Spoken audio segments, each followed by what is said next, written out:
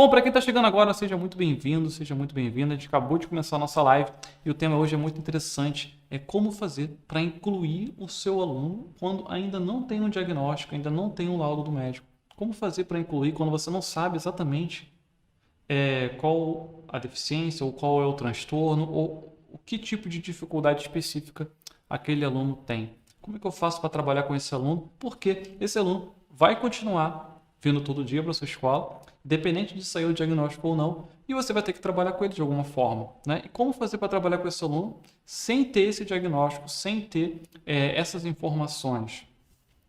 Esse é o tema da nossa live de hoje. Se você tem interesse por esse tema, se você está vivendo uma realidade parecida com essa, fica até o final, porque até o final você vai entender o que você pode fazer para não ficar travada, não ficar travado, sem saber o que fazer com o aluno, tá? Boa noite para quem está chegando agora. Deixa eu ver aqui no Facebook se está tudo funcionando direitinho. Está funcionando no Facebook. Deixa eu ver aqui no YouTube. Está funcionando no YouTube, beleza. E deixa eu ver aqui no Instagram. Está funcionando também. No Instagram está funcionando também. Excelente. No Instagram tem que chegar um pouquinho mais para o lado do T. O lado de cá é o T. Eu tenho que chegar um pouquinho mais para cá. Peraí. Pronto. Pronto. Você ajeitou agora. Maravilha. Sejam muito bem-vindos, pessoal. Seja muito bem-vindo. Acabamos de começar a nossa live e eu estou terminando de ajeitar aqui as coisinhas para a nossa live funcionar da melhor forma possível. Consegui um enquadramento melhor agora. Maravilha. Excelente. Legal, legal, legal. Boa noite, Juliana. Boa noite, Dani, Alessandra, Cíntia. Legal, mais uma grande aula, Dani comentando aqui. Na verdade vai ser mais um bate-papo, tá? Sexta-feira à noite eu gosto mais de fazer um bate-papo e eu queria muita participação de vocês que estão aqui ao vivo comigo.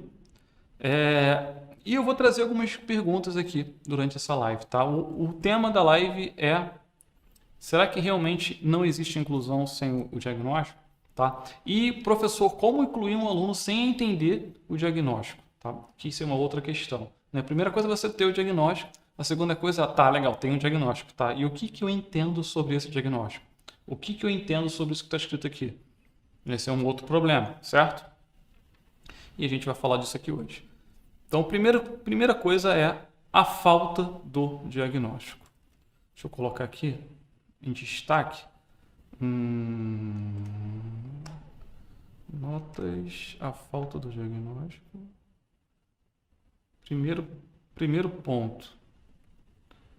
Evento, notas. Pronto. A falta, legal, apareceu aqui.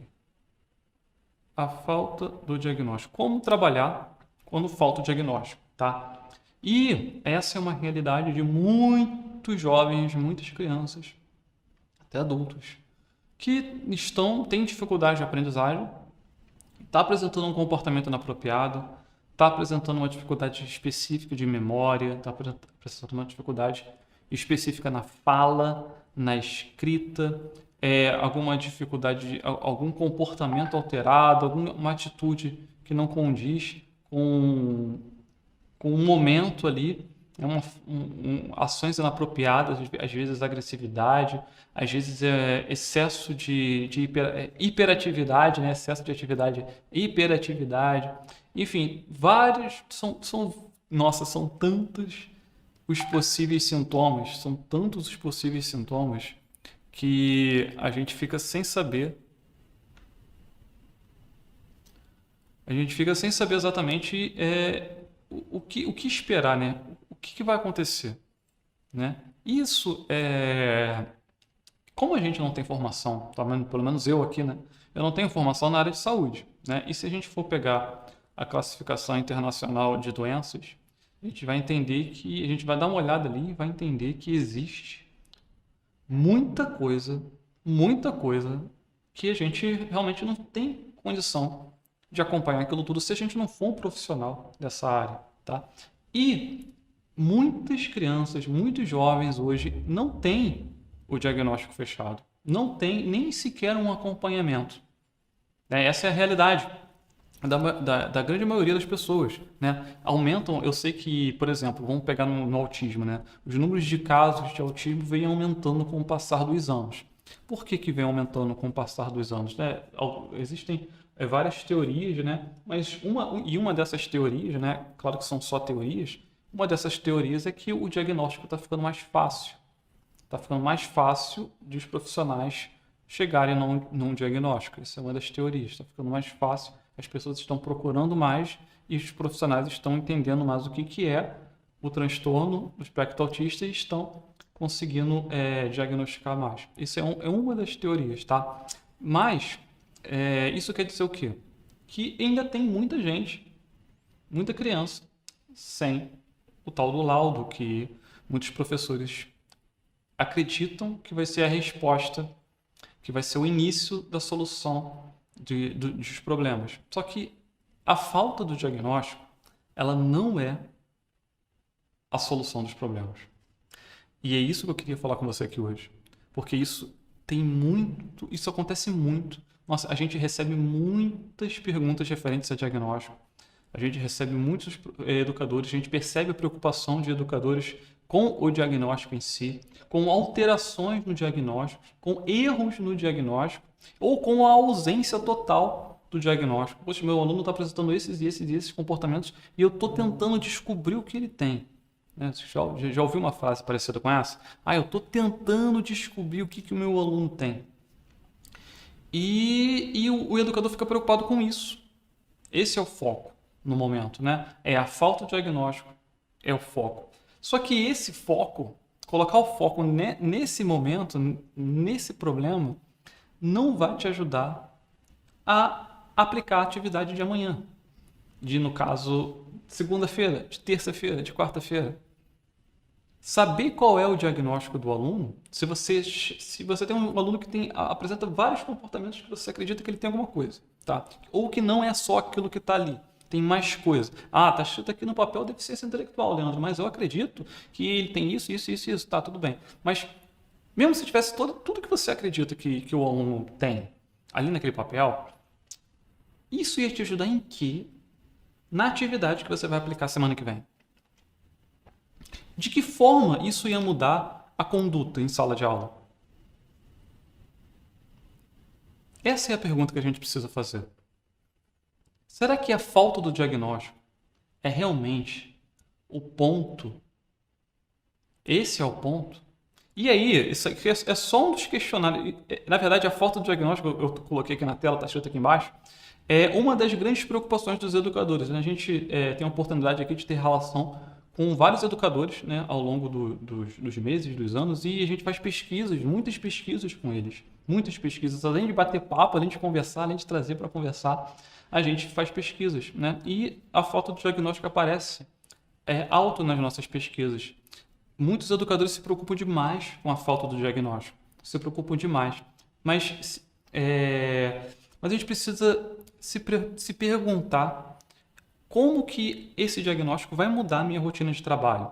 Será que eu vou tratar esse aluno diferente depois que eu souber qual é o diagnóstico dele? Será que eu vou mudar a forma de agir com ele? Né? E a gente precisa se perguntar isso, porque na educação, na saúde é diferente. Como é que isso funciona na saúde? Na saúde, para o aluno começar a fazer um tipo de tratamento, ele tem que apresentar um diagnóstico. Não é? Para eu começar, por exemplo, a tomar um medicamento, eu preciso ter um diagnóstico. Eu não posso tomar um medicamento sem ter um diagnóstico. Não é? Para que eu possa começar uma terapia de fala, por exemplo, com a fono, eu preciso ter um diagnóstico com algum problema na fala. Não é? Não é assim que funciona? Para eu começar um acompanhamento com o psicólogo, né, eu preciso apresentar algum sintoma, certo? Apresentar algum acompanhamento específico, tá, de tratamento.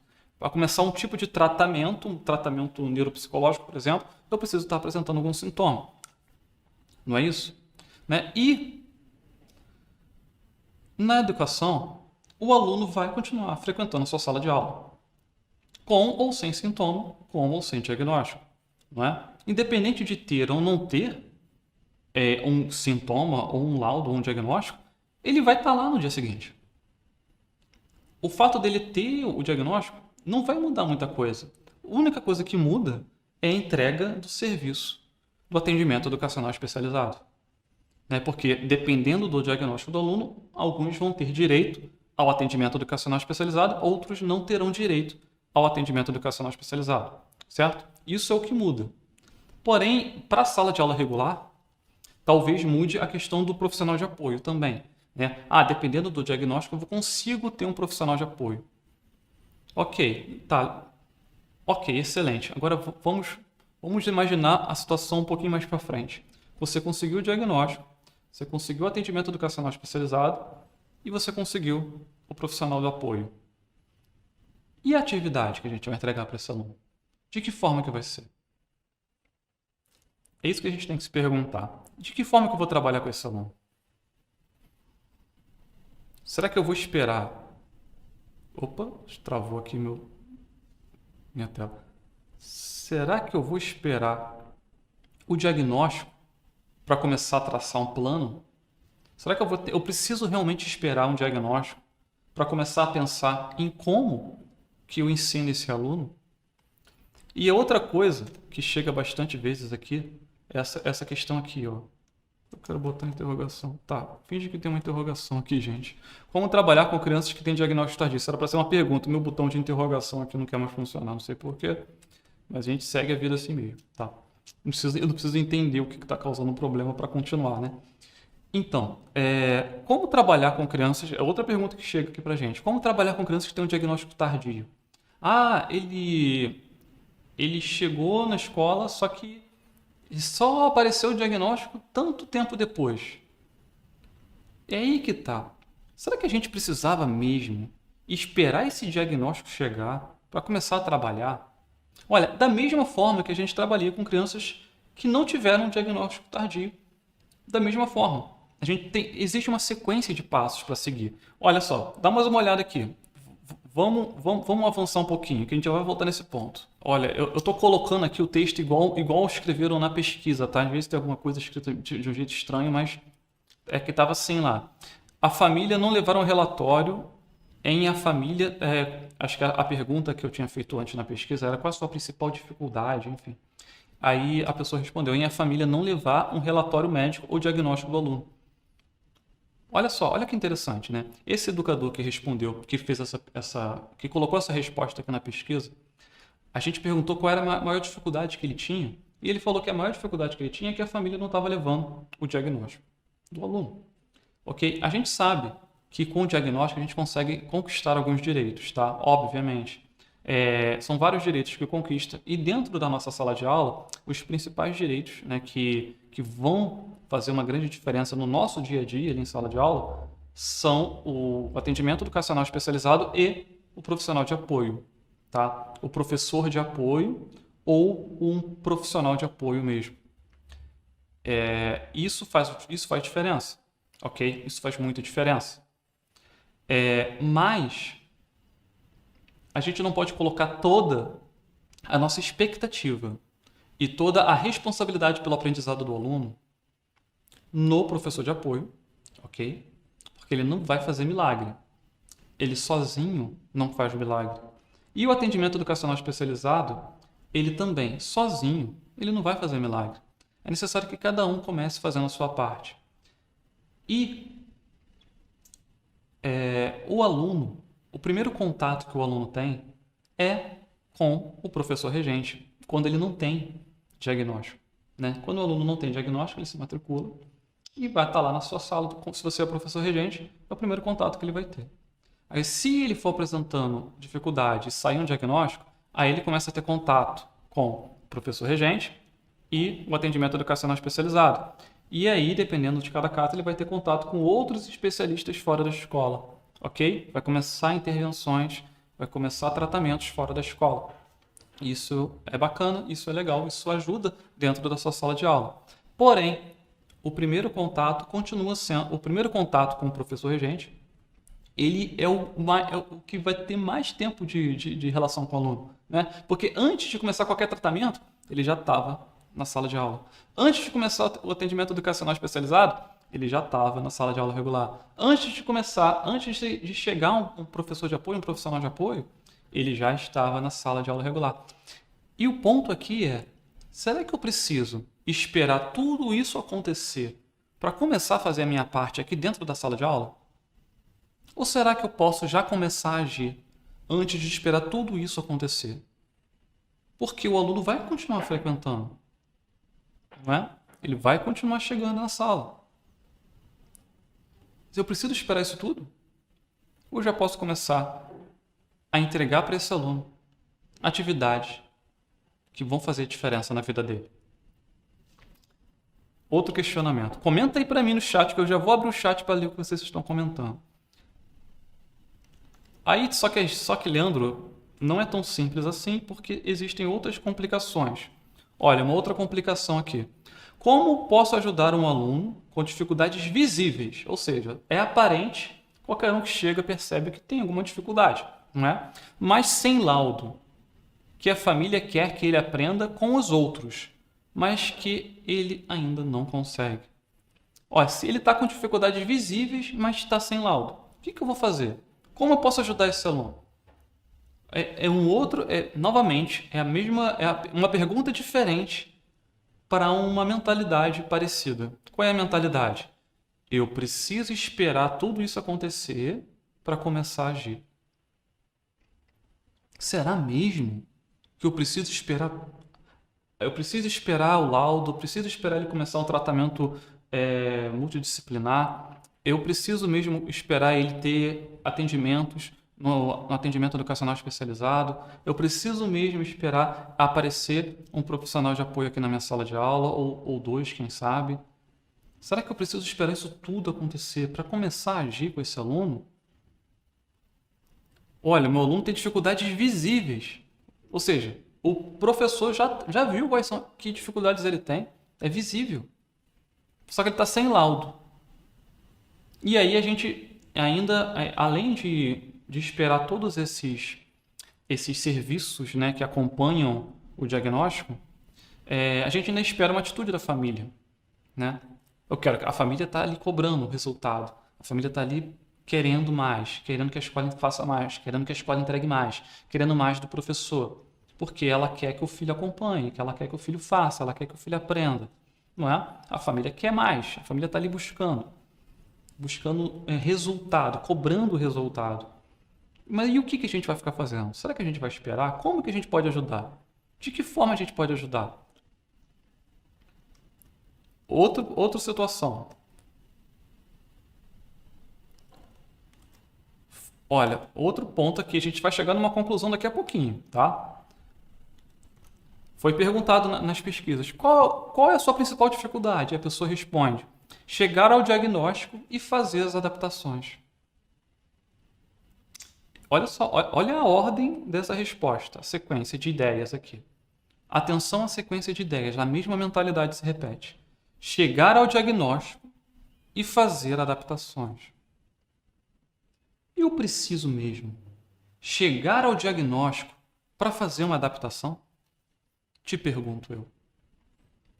Será que eu preciso? Leandro, eu não preciso chegar ao diagnóstico para fazer uma adaptação? Olha, se você acredita que você precisa chegar ao diagnóstico para fazer uma adaptação, você não pode perder o primeiro episódio do evento da Semana do Educador Inclusivo, que começa no dia 9 de maio. Segunda-feira agora começa.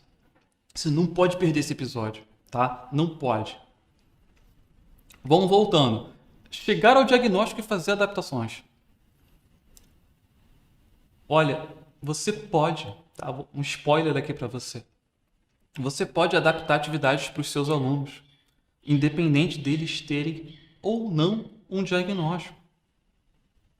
Você pode adaptar atividades para os seus alunos, independente deles terem ou não um diagnóstico. Leandro, tá, mas quando? Que critério que eu uso para adaptar a atividade? Simples. Se o aluno está tendo dificuldades em aprender, se ele está tendo dificuldades em aprender, a culpa não é dele. A culpa provavelmente é do material que você está usando, o material didático que você está usando. O material didático é o quê? A atividade. Como tornar esse material didático mais acessível para o meu aluno? Acessível intelectualmente, acessível cognitivamente, acessível fisicamente, acessível sensorialmente. Como que eu torno esse material mais acessível? Fazendo uma adaptação. Adaptando para quê, Leandro? Para o quê? Para autismo? Para síndrome de Down? Para deficiência intelectual? Não, você não faz adaptação para autismo, você não faz adaptação para síndrome de Down, você não faz adaptação para deficiência intelectual. Você faz adaptação para o aluno que está ali, para a dificuldade que o aluno está apresentando. Por quê? Porque a síndrome de Down não é um rótulo que define todo um grupo de pessoas. O autismo não é um rótulo que define todo um grupo de pessoas. Cada pessoa vai aprender de uma maneira diferente e vai ter dificuldades diferentes nesse processo de aprendizagem. Percebe? Não é que toda pessoa com síndrome de Down aprende da mesma forma. Não. Cada pessoa, eu estou pegando esses diagnósticos como exemplo para você, tá? Cada pessoa vai aprender de uma forma diferente e vai encontrar barreiras e dificuldades diferentes nessa jornada de aprendizado, não é? E essa jornada de aprendizado, ela vai acontecer majoritariamente, a maior parte da jornada de aprendizado de todos os alunos vai acontecer dentro da sala de aula. Não é no atendimento educacional especializado, não é no consultório da fonoaudióloga, não é no consultório do psicólogo, não é no consultório do neuropediatra, não é na sala da coordenação. A maior parte da jornada de aprendizado do nosso aluno acadêmica acontece dentro da sala de aula regular. E é lá que nós temos o poder de fazer uma grande transformação no nosso aluno. E o restante dessa jornada, que não é acadêmica, né, acontece dentro da casa do aluno, com a família, mas isso é o tema de uma outra live. Mas a questão é que a gente não precisa esperar um monte de coisas acontecer para trabalhar uma atividade com o meu aluno, de forma que ele consiga fazer, acertar e aprender. Outro problema que chega aqui, frequência. Esse daqui, olha. A rejeição dos pais frente a um possível diagnóstico do filho. Rejeição dos pais, tá? Rejeição. O que os pais estão rejeitando aqui? Rejeitando o diagnóstico? Isso acontece muito, tá? Acontece muito. Educadores trazendo esses tipos de problema. Esses tipos de dificuldade no dia a dia. Ah, a família não aceita, Leandro. A família não aceita. Mas o que a família não está aceitando? A família não está aceitando que ele tem uma dificuldade, ou a família não está aceitando que ele faça uma atividade de um jeito diferente. Que são duas coisas diferentes. Né? A gente precisa trazer clareza para essa família no seguinte ponto. De que forma que a gente pode ajudar ele a aprender mais rápido e de forma mais fácil? O objetivo é que ele aprenda, não é? O objetivo é que ele aprenda. E aprender é mais importante do que fazer a mesma coisa junto com todo mundo, percebe? Aprender é mais importante. Quando dá para aprender fazendo tudo junto com todo mundo, ok, não é? Mas aprender é ainda mais importante do que fazer tudo junto com todo mundo. Porque é mais importante ele sair no final do bimestre, do ano letivo,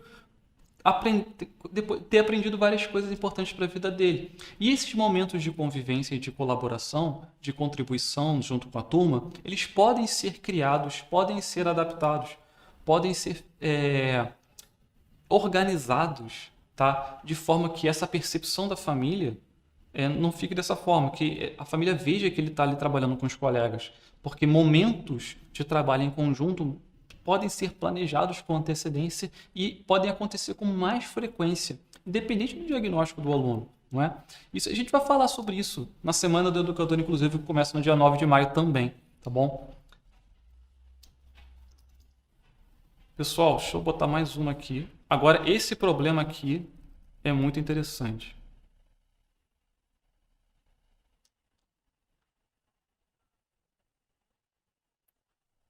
Outro problema que eu quero trazer para vocês. Diagnósticos falhos. Outro problema. Existe já no Brasil uma grande dificuldade para conseguir um diagnóstico. E ainda tem o problema de que quando aparece o diagnóstico, ele pode estar falho. Porque um profissional fechar um diagnóstico não é garantia que um outro profissional, às vezes com um pouco mais de experiência ou de estudo naquela área, vai chegar numa conclusão diferente. É comum médicos terem opiniões divergentes. É comum neuropsicólogos terem opiniões divergentes. Percebe? Dependendo da quantidade de especialização que um tem e que o outro não tem. Ó, pergunta grandona aqui. Na escola na qual sou gestora, tem vários casos de alunos que necessitam de acompanhamento, mas os pais não aceitam. Necessitam de acompanhamento, mas os pais não aceitam. Como proceder nesses casos? Então a gente tem que explicar para a família como esse acompanhamento vai ajudar o filho dela. De que forma? Isso, essa clareza falta. Porque chegar para a família e falar, ele precisa de acompanhamento, é uma coisa, né? Outra coisa é chegar e falar assim, olha, nas atividades que a gente entrega para ele fazer, ele vai precisar de um profissional ao lado dele para indicar, para dar dicas específicas para ele conseguir fazer a atividade e acertar, e num tempo adequado para acompanhar o restante da turma. Olha, eu já dei uma explicação mais plausível aqui. Então, com um profissional acompanhando, ele vai conseguir participar mais das atividades com a turma, porque o profissional vai conseguir dar dicas e orientar ali. Eu tenho que explicar por que é importante, tá? Explica qual é a diferença que esse profissional vai fazer na vida desse aluno. Como? Ele vai ajudar de que forma?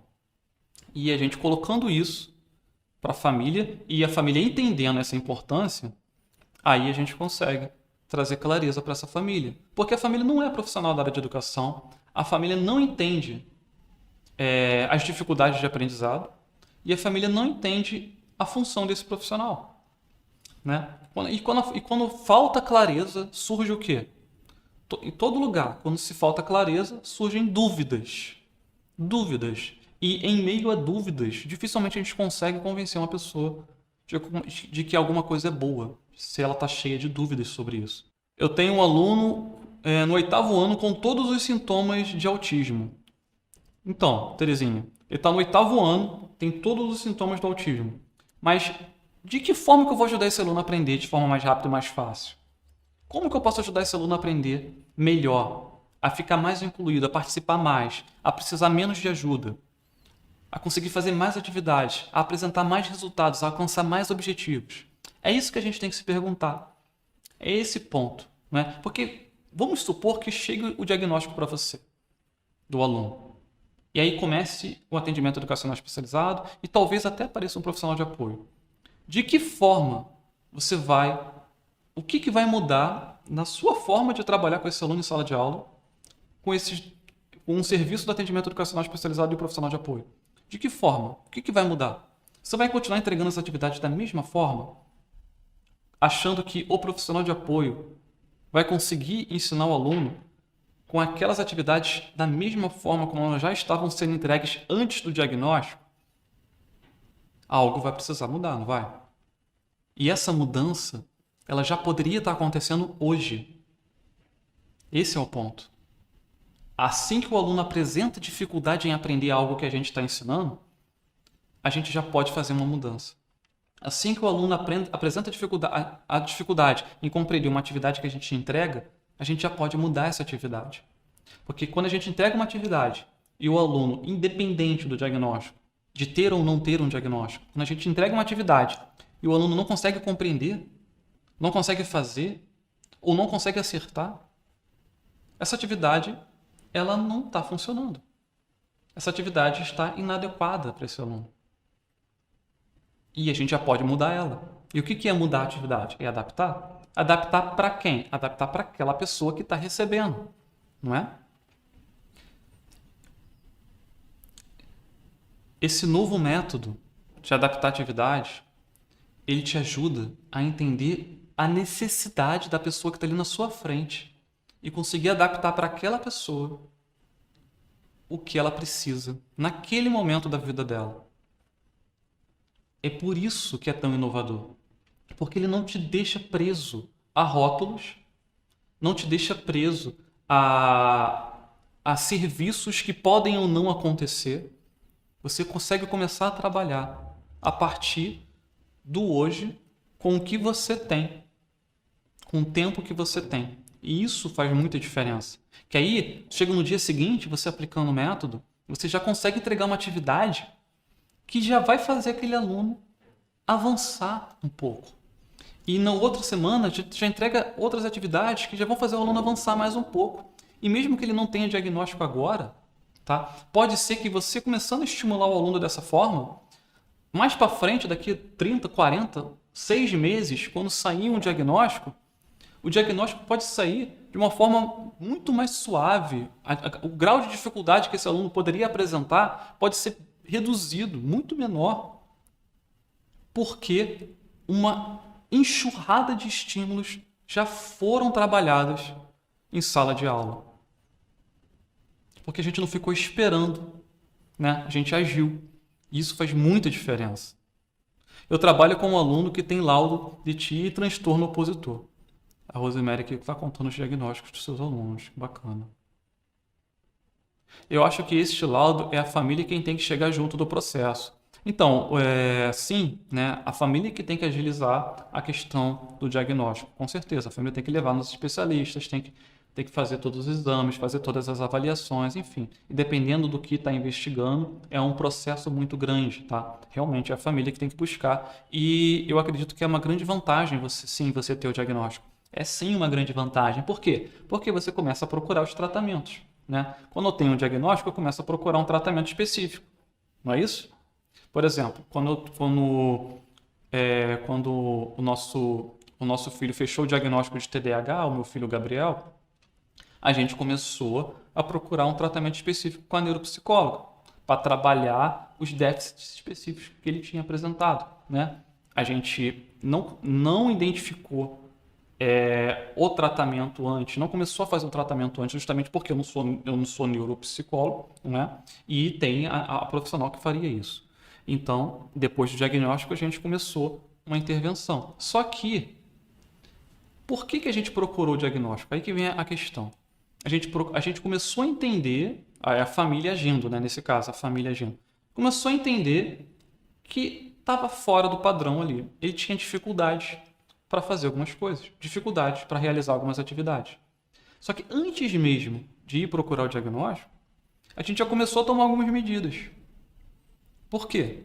Porque ele tinha que fazer atividade todo dia. Isso era na época da pandemia, a gente fazia atividade com ele em casa todo dia, né? É naquela época que as crianças não estavam indo para a escola. Então a gente começou a observar bem mais de perto, né, os comportamentos e as dificuldades de aprendizado começaram a aparecer. Mas a gente não ficou esperando. Ah, não, ele não consegue fazer atividade, deixa. Ah, não está conseguindo, paciência. Ou não está conseguindo, vamos forçar ele a fazer atividade, ou vamos deixar assim mesmo.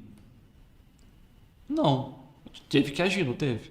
Por quê? Porque amanhã tinha outra atividade, depois de amanhã ia ter outra, na semana que vem ia ter outra. E enquanto todo esse processo de busca pelo diagnóstico até o fechamento começava, porque ser longo, a gente já podia começar a agir hoje. E a gente já começou a agir. Qual era a dificuldade que ele tinha? Ele não queria fazer atividade. Por que ele não queria fazer atividade? Porque ele não via sentido na atividade. Ele não entendia o porquê, o propósito da atividade. E a gente começou a fazer o quê? Colocar propósito na atividade para ele. Contava a história da atividade. Falava para ele para que aquilo ali servia. E aí, às vezes, ele distraía com as coisas que estavam em volta. A gente começou a levar ele para local onde não tinham menos distrações. E tudo isso a gente foi fazendo antes de ter um diagnóstico. São coisas que você pode adaptar aí na sua sala de aula, coisas simples, que antes de aparecer um diagnóstico, de começar a agir, né, antes, ajuda muito, tá? Ajuda muito o aluno. Ó, a Júlia colocou, não, a partir da chegada do aluno na escola, o núcleo gestor, junto com o aluno, já tem que ajudar o aprendente. Exatamente, né? Exatamente, que bacana a sua escola trabalhar dessa forma. Mas não são todas, né? Existem escolas que não começam a trabalhar de forma específica para ajudar aquele aluno e fica esperando alguma coisa acontecer, tá? Isso é um problema, quando a escola fica esperando. Cláudia, o diagnóstico é mais para ter o laudo para inserir o aluno no ISE da sala de recursos, que são questões legais da educação especial. Exatamente. Exatamente. O diagnóstico, Cláudio, exatamente igual você colocou, é mais por questões legais do que questões pedagógicas. Por quê? Por questões pedagógicas, assim que o meu aluno começa a apresentar dificuldade, eu já tenho que modificar minha forma de ensinar. Não é? Já tenho que modificar. Já tenho que adaptar o que eu estou passando ali para o aluno. Recebi alunos que foram diagnosticados com TI, deficiência intelectual, 3 anos de idade, estou com muita dificuldade para um plano adequado para adolescente. Você fala muito em crianças. Olha só, não muda, Maria da Penha. O plano, os princípios da intervenção são os mesmos, né? E é por isso que a gente fala, independente do diagnóstico, da idade ou do ano escolar. Pô, como que eu posso falar independente do diagnóstico, da idade ou do ano escolar? Independente do diagnóstico, pode ser, por exemplo, deficiência intelectual ou TDAH. Né? São duas coisas totalmente diferentes, mas é o mesmo plano, é a mesma forma de montar o plano. Independente da idade, pode ser uma criança de 4 anos ou um jovem de 17. São duas realidades totalmente diferentes. Mas a forma de estruturar a intervenção vai ser a mesma ainda. Independente do ano escolar, da disciplina, ele pode estar estudando química ou pode estar aprendendo a ler e escrever, alfabetizando. São atividades totalmente diferentes. Mas a forma de você estruturar a adaptação de atividades vai ser a mesma. Isso é um método, é uma metodologia para adaptar a atividade que se aplica a pessoas, independente do diagnóstico da idade ou do ano escolar, e que traz resultado. Traz resultado por quê? Porque é baseado em neurociência, em práticas baseadas em evidência, né? E funcionou já com dezenas de educadores e pode funcionar com você também, né? É nisso que é baseado o nosso método.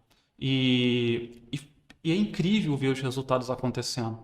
E o interessante é que essa segurança, ele te dá uma segurança de você começar a agir antes mesmo de você ter um diagnóstico. E, inclusive, a gente teve educadores que falaram o seguinte depois pra gente. Eu gostei tanto dessa... falando de uma parte específica do método que é a avaliação e o planejamento. Eu gostei tanto da parte da avaliação e planejamento porque eu tive aquela segurança de que, mesmo que o diagnóstico dele mude, os pontos, os objetivos que eu tracei para alcançar com ele vão se manter. Olha que interessante, olha a certeza desse educador.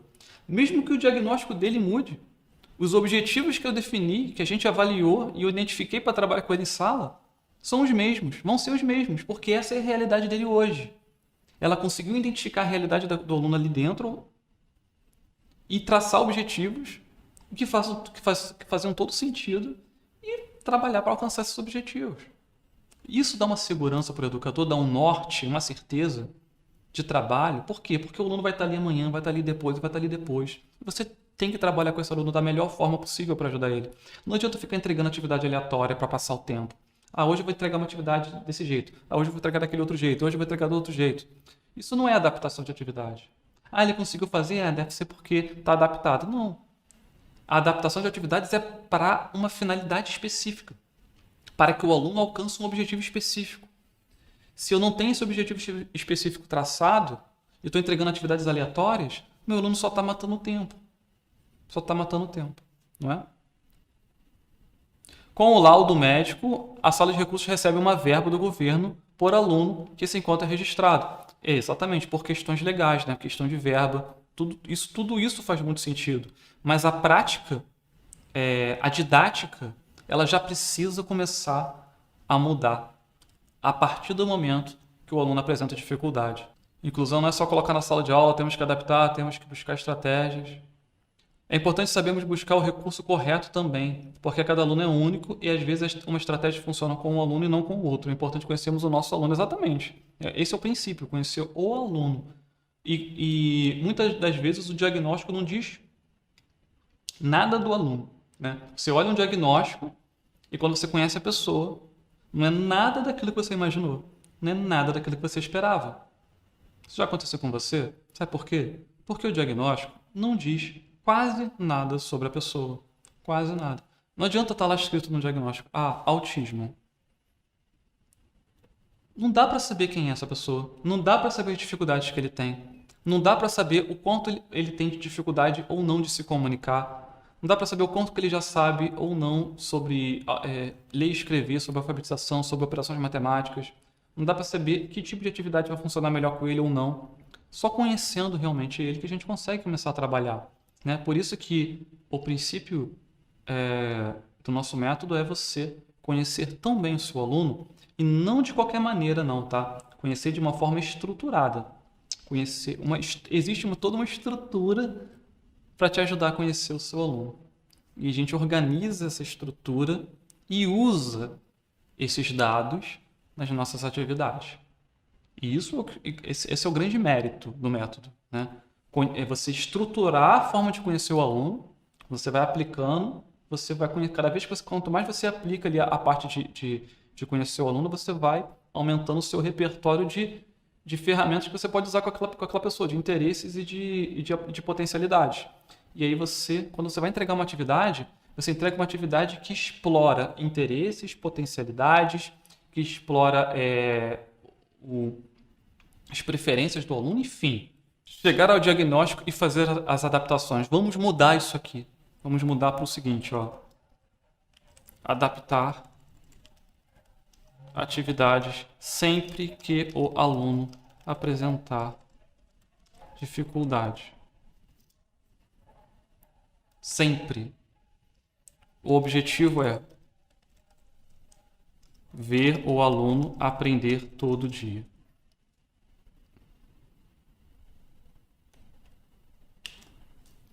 Sempre que o aluno apresentar dificuldade, a melhor coisa que você pode fazer é uma adaptação. É a melhor coisa que você pode fazer. Porque com a adaptação você torna o aprendizado mais fácil e mais rápido. E aí você diminui a dificuldade de aprendizado. Toda vez que uma dificuldade de aprendizado aparece, o que a gente tem que fazer? Diminuir essa dificuldade de aprendizado. E o nosso objetivo é que o aluno aprenda todo dia. Com o diagnóstico, algumas coisas mudam, mas algo já deveria ter mudado antes do diagnóstico aparecer, que é a nossa forma de ensinar. Porque se o aluno não está aprendendo, e aí a gente começa a sinalizar, olha, ele está tendo muita dificuldade nisso. A gente sinaliza, né, para a família. Olha, família, ele está tendo essa dificuldade. A gente está apresentando atividades para ele, não está conseguindo fazer dessa forma. A gente percebeu que ele ele não adquiriu algumas habilidades. Por exemplo, a gente vai levantando tudo o que está acontecendo. Ele tem essa dificuldade na comunicação, ele não desenvolveu essas habilidades de coordenação aqui, ele não consegue escrever letra cursiva, por exemplo, e começa a levantar. E a gente suspeita que ele possa ter algum tipo de transtorno de aprendizagem, a gente suspeita que ele possa ter algum tipo de dificuldade de aprendizagem, e a gente precisava de uma avaliação de um profissional, né? Seria interessante você conseguir uma avaliação de um profissional para conseguir encaminhar ele para outros tratamentos, para um melhor tratamento, né?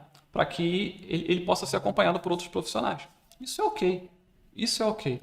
Mas a gente não pode ficar esperando a família ir lá antes da gente começar a fazer alguma coisa em sala de aula, não é? Concorda?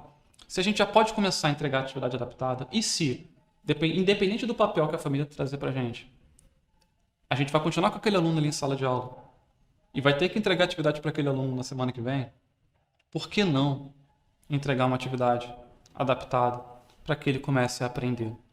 E essas adaptações, às vezes você imagina, vou ter que entregar uma atividade diferente para o aluno. Às vezes não é uma atividade diferente. Às vezes é uma forma diferente de falar com ele para ele conseguir entender o conteúdo. Uma forma de falar mais acessível. Ou uma forma de passar informação no quadro mais acessível.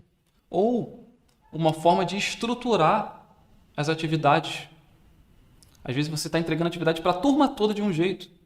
E se você estrutura aquela atividade de uma outra forma, você pode continuar entregando a mesma atividade para a turma toda, só que agora todo mundo consegue entender. Com algumas pequenas mudanças. Isso é adaptatividade, não é? Adaptatividade não precisa ser sempre entregar uma coisa diferente para uma pessoa. Pode ser você tornar mais acessível para toda a sua turma também. E aí você inclui o aluno que está com dificuldade e facilita ainda mais o aprendizado de todo o restante. O que os outros alunos às vezes demoravam 10 minutos para entender, eles vão conseguir entender em 5 minutos. E o outro aluno que não entendia vai começar a conseguir entender agora. E a gente otimiza assim, o processo de aprendizado de todos, fazendo ajustes pontuais para necessidades específicas que um indivíduo apresenta ou que o grupo apresenta.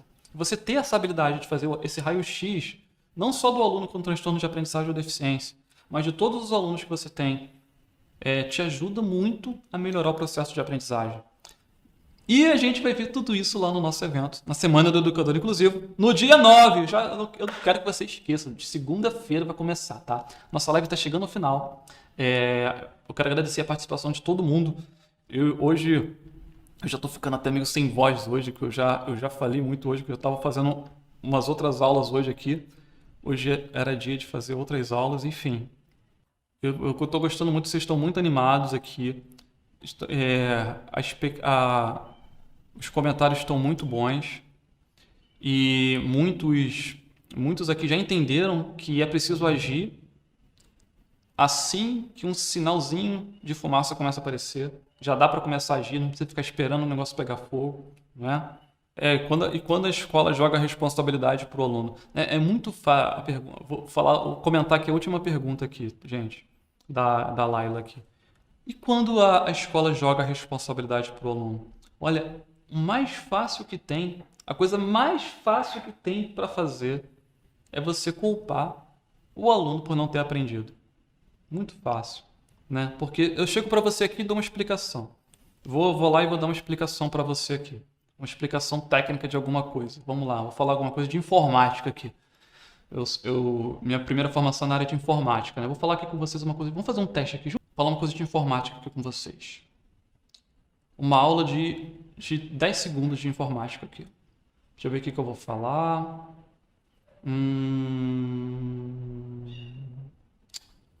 Rapaz, a cabeça para de funcionar no final do dia, né? Vamos lá. Nossa, meu Deus. Peraí. Tá, vamos lá. Existe um programa de computador chamado CorelDRAW, que é usado para você criar artes gráficas, ok? E nesse programa você consegue criar artes gráficas do jeito que você quiser, né? E ele trabalha com desenho vetorizado, né? Ele faz edição de imagem, mas também trabalha com desenho vetorizado. E a vantagem do desenho vetorizado é que você pode ampliá-lo ou modificá-lo sem perder a qualidade da imagem. Ok? Todo mundo aprendeu? Todo mundo conseguiu acompanhar? Se você não conseguiu, olha, a culpa não é minha, a culpa é sua. Porque eu ensinei, você que não aprendeu. Gente, faz sentido isso? Faz sentido? Se você não conseguiu entender, a culpa não é sua, a culpa é minha. Percebe? Não é? Quando eu falo para você que a culpa é sua de não ter aprendido o que eu falei, eu me coloco numa posição do pior profissional do mundo. Não é? Infelizmente, existem maus profissionais em todas as áreas. Não é? E também existem os bons profissionais. Aquele que vai falar assim, você entendeu? Não? Opa, não entendeu? Peraí então. Peraí então que eu vou te explicar de outro jeito. Vamos lá. Até esse ponto aqui, você conseguiu entender? E agora, até esse ponto? Não, peraí, então vamos voltar aqui nesse ponto aqui. Esse ponto aqui, ó. Sua dificuldade está aqui, ó. Você já conseguiu até aqui. Mas aqui começou a ficar confuso, né? Vamos ver o que está confuso? Eu falei uma palavra estranha. CorelDRAW, vetor. Você não sabe o que é vetor? Legal. Vamos explicar, vamos lá. Vamos entender o que é vetor? Vou te dar um exemplo aqui. Vou trazer um material concreto para te mostrar o que é o vetor. Percebe como isso tudo muda? Você está adaptando nesse caso. Por quê? Eu estou adaptando. Não estou adaptando? Eu tinha antes um roteiro pronto, entreguei o roteiro pronto. Meu roteiro pronto, ó, foi por água abaixo. E eu começo a adaptar. Essa é a postura que a gente espera, né? Inclusive, se você é pai ou mãe, você está levando seu filho em escolas onde os profissionais não têm essa postura, são profissionais que culpam o aluno, eu recomendo que você troque de escola, tá? Infelizmente, é o mais fácil você trocar de escola do que você tentar convencer esse profissional de que não é o aluno que está errado. muito difícil convencer. Tá? E acreditam que todos podem aprender.